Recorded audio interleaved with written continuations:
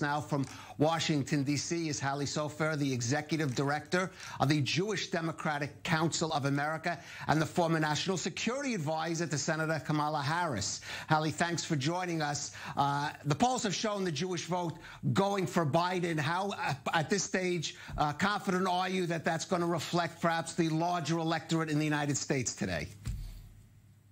We're quite confident that about 3/4 of the Jewish community will show up and vote for Biden. And frankly, many of us already have. The early voting and mail-in voting numbers are remarkably high, including from our younger Jewish voters who are not as reliable in terms of that segment of the electorate, but they are showing up and they are voting for Joe Biden because they trust Joe Biden more on every issue, including Israel. Right. Now, we do have early projections, I said, from CNN. As I mentioned, President Trump winning Indiana is expected 11 electoral votes. Georgia, Virginia, South Carolina, and Kentucky are all too early to call, except for Virginia. Those are considered red states. The Associated Press is now calling Vermont for Joe Biden with 3 electoral votes. Early projections of the electoral map, as we said, now have President Trump at 11, Joe Biden at 3. The Jewish vote, Hallie, key in places perhaps like Florida, Pennsylvania, maybe Michigan. I mean, how much of an advantage could that be for Joe Biden in this race tonight? Well, we know that the Jewish vote matters in key swing states. And given how close we saw the election in 2016 in a state like Michigan, where it came down to 10,704 votes, the Jewish vote matters.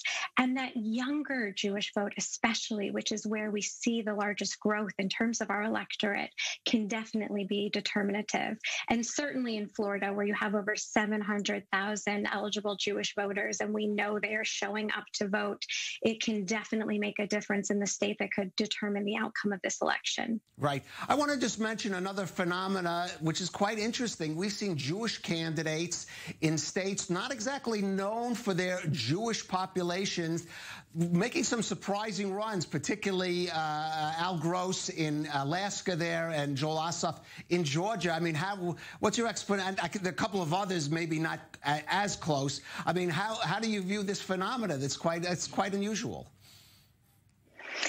Well, you know, we've seen a lot of Jewish candidates. Even in 2018, there were remarkable Jewish women who were elected to Congress, all as Democrats.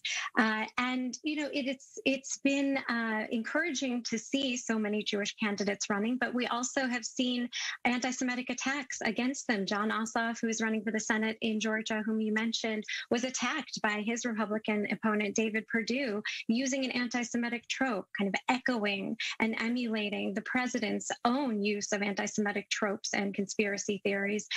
So we have seen both a rise in the number of Jewish candidates, but also, of course, a rise in anti-Semitism and hatred that's divided our country under Donald Trump. And today's election, I believe, will show that Americans don't want a country defined by hatred and division like we've seen with Donald Trump. We will reject Donald Trump tonight because we want better in our future. We want something different for the next generation. We are going to choose unity over division with Joe Biden. All right, Hallie Sofer, thank you for joining us again on I-24 News. We'll probably be speaking to, I'm sure, in the coming days, one way or the other.